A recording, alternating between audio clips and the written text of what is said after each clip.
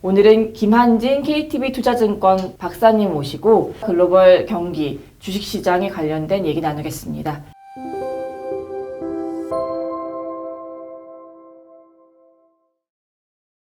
미국 증시, 국내 증시 한번 평가를 해주시고 좀 전망을 좀 부탁드리겠습니다. 경제 활동이 바이러스로 인해서 올스톱 됐는데 문제는 언제까지 올스톱 될지 모르는 이 불확실한 상황에서의 기초 경제 펀더멘탈이 좀 기저질환이 있다라는 거죠. 그러니까 좀 만성질환? 건강하면 괜찮은데 원래 이제 세계 경제가 제가 쭉 주장해온 바는 조금 주식시장도 약간 거품기가 있었고 그리고 세계 경제 전체에 조금 약간 그 기초 체력이 약해졌다. 그래서 돈을 계속 풀지 않으면 금리를 계속 낮추지 않으면 자산 시장이 이렇게 부양되기 어려운 소위 금리 의존적인 어떤 자산 시장, 주식 시장 이런 부동산 시장도 그렇고요. 전 세계는 부채가 너무 많이 늘어 있어요. 국가 부채, 기업 부채, 가계 부채 곳곳이 다 늘어 있고 그러다 보니까 돈을 계속 풀어서 세계 경제가 이런 것들이 이제 민낯이 조금 가려지고 있었는데 지금 위기가 오니까 그런 민낯이 조금 드러나고 있는 겁니다. 그러니까 정리해서 말씀드리면 최근 주식시장은 유동성의 힘 그리고 전 세계 경제에 원래부터 안고 있던 기저질환과 어떤 경기 둔화에 대한 불안감 이 두 개가 충돌해서 어떤 날은 이길 것 같아서 오르다가 주가가 또 어떤 날은 돈 풀어서 이게 해결이 안 될 것 같아. 경기 침체는 좀 길어질 것 같고 우리가 보는 기업 실적도 약간 허상일 수 있어. 이러면서 또 빠지고 뭐 올해 1월이라든지 혹은 2월 초에도 세계 경제 전망이 작년 대비 올해가 다 약했습니다. 중국이 뭐 6%대 초반에서 작년에 올해 뭐 높게 보는 데가 5.8이었고 한 5%대 중반 보는 데도 있었거든요. 글로벌 IB들이. 미국 경제 성장률도 2018년에 2.8%에서 계속 낮아지면서 작년에 2%대 초반, 올해는 원래 한 1.7% 정도 봤어요. 코로나 사태 전에. 이미 약해지고 있는 상황이었는데 사실 미국 주식시장이 고점을 찍은 거는 2월 19일이지 않습니까? 얼마 안 됩니다, 지금. 그래서 사실 좀 그 코로나를 배제하고 봐도 전 세계 경제는 약간 슬로우 다운 혹은 뭐 어떤 분들은 그레이스액이라고 좀 축 늘어지는 약간 디플레이션에 가까운 현상이 전 세계에 만연되고 있습니다라고 약간 워닝을 했고요. 위험자산 시장은 금리를 낮추면서 유동성이 풀리면서 계속 인플레이티드 돼 왔다는 거죠. 팽창돼 왔던 겁니다. 팽창돼 왔는데 금리를 내려도 주식시장이, 부동산 잘 모르겠습니다. 어쨌든 주식시장이 반응을 안 하고 있다는 것은 이제는 유동성을 풀어도 위험자산이 안전한 조금 덜 위험한 위험자산이 될 수 없다. 반드시 약간은 안전성이 있고 조금 기대 수익률이 높은 위험자산이 되지 않을 수도 있다. 라는 어떤 의구심이 발생하고 있다는 거죠, 지금요. 과거에는 금리 인하를 하면 주식시장이 반등, 그러니까 위험자산이 반등, 뭐 부동산 가격도 반등 이런 거였지만 지금은 그 공식이 깨지고 있다. 금융위기 이후에 이 공식이 금리 인하, 주식과 부동산의 호황, 이 공식이 계속 통했습니다. 그런데 이 공식은 사실은 금융위기 이후부터 적용된 공식이고요. 조금 저희가 역사를 되짚어 보면은 저희가 좀 잘 잊어먹습니다. 저는 그게 원래 공식인 줄 알았는데 아니었습니다. 역사적으로 뭐 전 세계의 어떤 그 금리와 주가를 같이 그려보면 혹은 주가 상승률과 금리의 변동을 같이 그려보면 예전에는 금리를 올릴 때 주가가 좋았고 집값도 올랐어요. 왜냐하면은 금리가 올라간다는 얘기는 경기가 굉장히 좋을 때고 금리 혹은 뭐 유동성 내지는 뭐 주식의 구매력 혹은 돈 빌렸을 때 투자자들이 지불하는 코스트 뭐 이런 것들이 조금 비싸져도 경기가 좋아지고 앞으로 경기가 더 확장되고 인플레이션이 오면 당연히 인플레이션 해지 자산인 부동산이 오르고 주가도 오르는 게 일반적이죠. 금리를 올릴 때 기업 실적이 좋아지지 대체로 금리 내릴 때는 경기가 안 좋아서 내리기 때문에 기업 실적은 안 좋아지거든요. 결국엔 경기 전망을 좋게 보는 그 심리가 이제 위험자산에도 돈을 넣고 이렇게 간다는 말씀이신 거죠. 맞습니다. 그런 공식이 통한 게, 즉 금리 상승, 주가 상승이라는 공식은 대략 2007년 정도까지는 계속 시장의 어떠한 그 전형적인 패턴이었는데 2007년 금융위기 지나면서 조금 상황이 바뀌더니 완벽하게 지금 역상관 관계가 형성된 것은 아니지만 거의 70, 80% 수준으로 금리를 내릴 때 주가가 올랐습니다. 그리고 더 많이 올랐고요. 금리를 내릴 때. 그거는 이제 그때는 경기에 대한 심리가 아니라 이제 유동성 효과 때문에 맞습니다. 유동성 요인이 훨씬 더 위험자산 시장에 어떤 영향력이 커지고 이게 거의 지배하면서 소위 꼬리가 몸통을 흔든다 그럴까요? 경제 펀더멘탈, 기업 실적, 그걸 반영하는 인플레이션 이런 것들보다는 오히려 중앙은행의 통화정책, 유동성 확장 정책 이 부분이 시장을 지배하기 시작한 게 조금 최근 10년간 조금 달라진 모습이고요. 그래서 아까 모두의 좀 그 금리 의존적인, 유동성 의존적인 시장이 쭉 전개가 됐는데 이번 코로나 사태로 인해서 조금 공식이 뒤집혀지려고 하는 양상이 지금 빈번히 나타나고 있는 거죠.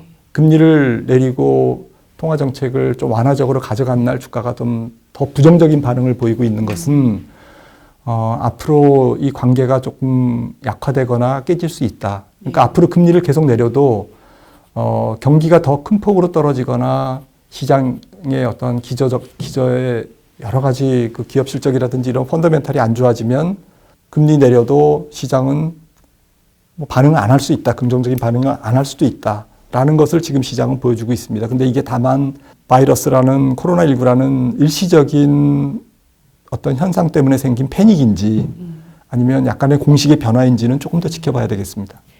코로나 상황이 일단 금융시장에는 즉각적인 이제 충격을 줬는데 이제 이게 실물 경제로 가서 어떻게 또 충격을 주게 될지 좀 설명 좀 부탁드릴게요.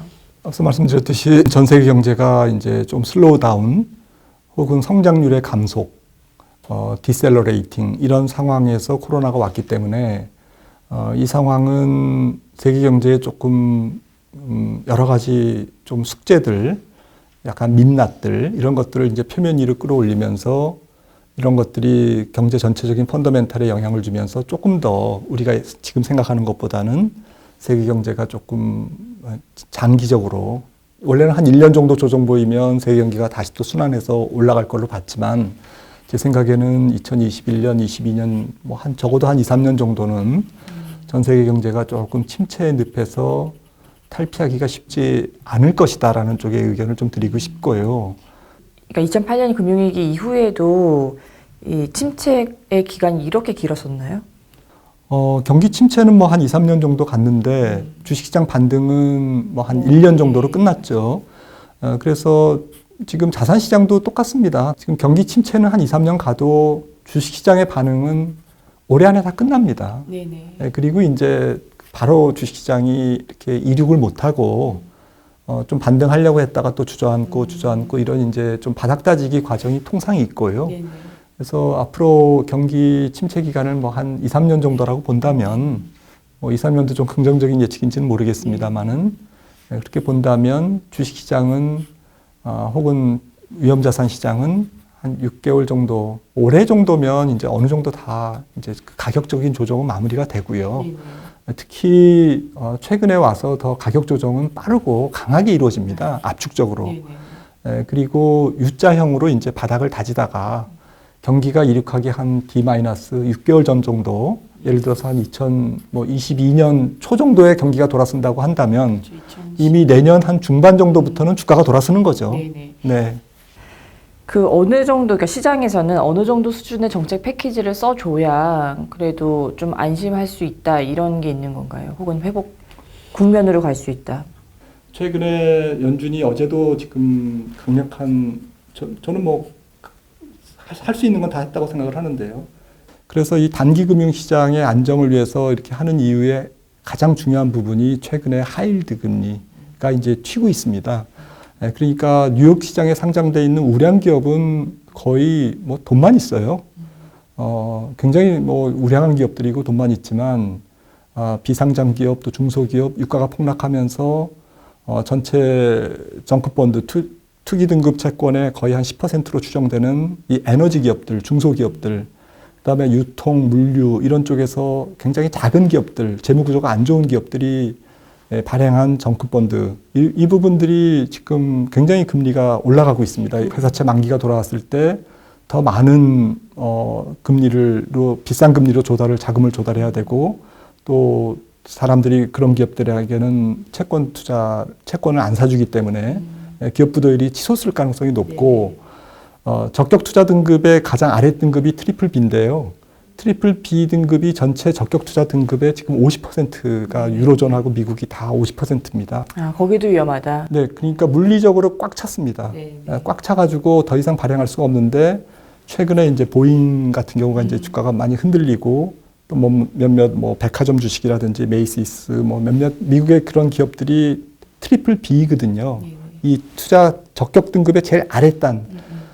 얘네들이 만약에 이제 여기서 돈을 못 갚고 신용 등급이 낮아지면 정크본드 투자 부적격 등급으로 떨어지면 연기금이나 이런 기관들이 다 팔아야 됩니다. 규정상. 그러면 조금 버틸 수 있는 기업들마저도 이제 이 기업들이 이제 거의 그냥 이걸 떨어지는 천사라고 폴른 에인절이라고 얘기하는데요. 투기 등급으로 떨어지는 기업들이 이제 속출할 가능성이 높거든요. 중국의 부동산 개발 업체들 에버그란데라든지 이런 큰 기업들이 대체로 다 투기 등급입니다. 투기 등급이라서 자본 조달을 리발빙 하는데 채권 시장에서 자금을 조달하는데 굉장히 조금 난관이 예상되거든요. 그래서 총체적으로 부동산, 그 다음에 부실 채권, 에너지 가격의 하락, 그 다음에 채권 시장의 교란, 그 다음에 크레딧 스프레드로 표현되는 어떤 하이힐드 시장, 또 하이힐드 시장에 하이힐드 기업들에게 돈을 빌려준 은행들이 그걸 또 기초자산으로 해서 만든 게 CLO라는 게 있어요. 이 CLO 규모가 지금 서브프라임 규모랑 거의 비슷합니다. 이런 부분들이 이제 지금 보이지 않는 시장의 암초들이죠.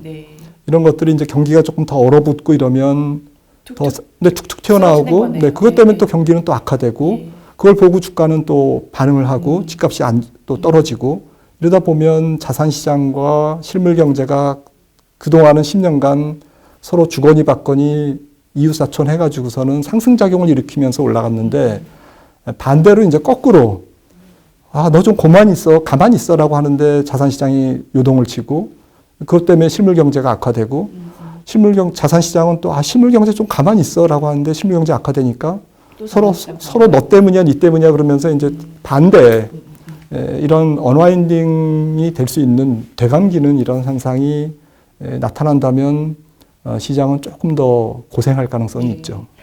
요인은 코로나가 됐지만 사실은 이제 흘러가는 양상이 2008년 금융위기랑 비슷하게 갈 수 있다는 말씀으로 들리는데요. 네, 저는 금융위기라는 표현은 조금 쓰고 싶지 않고요. 아무튼 금융시장의 과열, 또 전 세계 경제 체력의 약화, 거기서 코로나라는 특수한 변수 이런 것들이 어우러져서 예전 같으면은 딱 그 수술실에서 중앙은행이 유동성을 공급하고 부실채권을 정부가 딱 그 구제금융으로 해결하고 상처를 도려내고 서지컬 어떤 오퍼레이션으로 외과 수술로 이제 딱 상당히 짧은 기간에 다 해결을 하면 그 다음에 이제 환자가 바로 이제 중환자실에서 일반 병실로 옮기고 회복이 이제 가속적으로 일어나는데 지금 같은 경우는 이제 만성질환으로 굉장히 처져 있는 상태에서 이런 것들이 다 유동성의 힘으로 자산시장만 붕 떠 있는 상태에서 사람들은 자산시장이 좋으니까 이런 그 문제가 없구나. 그 다음에 이런 문제를 지적하는 이런 사람들은 고지식한 이코노미스트들. 근데 실제로 팩트는 문제는 굉장히 많고 이게 저금리에 다 가려져 있고 유동성에 다 가려져 있는데 오직 미국 3대 지수, 유럽 증시 이런 게 빵빵 뜨니까 세계 경제가 너무 좋다. 이게 천년 만년 갈 수 있다라고 생각을 했던 거죠. 이 부분들이 조금 좁혀지는 과정, 약간 눈높이도 낮춰지고 그 사이에 이런 것들 이제 조금 어수선한 것들이 정리되고 이러면 전 세계 경제는 다시 또 회복됩니다. 네, 전 세계 경제는 망하지 않습니다. 비관론자 아니신 거예요? 네, 그렇습니다. 네. 실물 경기도 안 좋고 자산 시장도 이렇게 서로 언와인딩이 되는 상황이라면 결국엔 어쨌든 부동자금, 돈은 이미 시중에 많단 말이에요. 이 돈이 그러면 어느 곳으로 피해야 되는가? 어디로 가야 될까요? 예, 최근에 이제 뭐 전 세계적으로 유동자금, 부동자금이 굉장히 커지고 있지 않습니까? 그래서 오갈 데 없는 돈들이 이제 계속 이제 단기 유동성, 단기 채권, MMF 이런 쪽으로 이제 모이고 있는 거고요. 이런 현상은 당분간은 좀 지속될 것 같습니다. 그러다가 일단 제일 먼저 나타나는 현상은 채권 시장이 이제 금리가 뜨기 시작하면 채권 비중을 조금 줄이면서 위험자산 시장으로 이제 넘어올 텐데 다시. 그게 이제 올해는 너무 좀 성급한 것 같고요. 다시 또 저는 주식시장으로 오리라 생각합니다. 근데 총체적으로 지금은 조금 바로 넘어오기는 조금 어렵다. 약간의 일종의 약간 웅덩이가 있고 중간에 조금 건널 다리가 있는 거죠. 그런 이제 과도기가 좀 있을 것 같습니다. 아까 서두에 말씀해주신 그 시점으로 얘기해 보면은 한 4월 말쯤에 급반등이 살짝 있고 네. 그리고 나선 좀 쉬었다가 네. 내년쯤에 다시 뭐 주식시장에 돈이 좀 모여드는 게 낫겠다라는 말씀하시는 거죠. 개인들 입장에서는. 네, 맞습니다. 이번에 급반등이 본격적인 반등으로 바로 이어질 가능성은 제가 볼 때는 낮기 때문에 거기서 조금 뭐 포트폴리오 조정이라든지 조금 위험 관리를 조금 하시고 엑시트할 것도 좀 하고 또 모든 사람들이 그렇게 생각하고 있기 때문에 반등이 좀 시원치 않을 수도 있겠지만 아무튼 코로나19의 어떠한 그 리스크가 조금 줄기 시작하면 이 급반등 부분이 계속적인 어떤 반등으로 해서 주식시장이 전고점을 바로 돌파하거나 이럴 가능성은 현재로서는 조금 낮아 보이기 때문에 그 시점에서 조금 리스크 관리를 하셨다가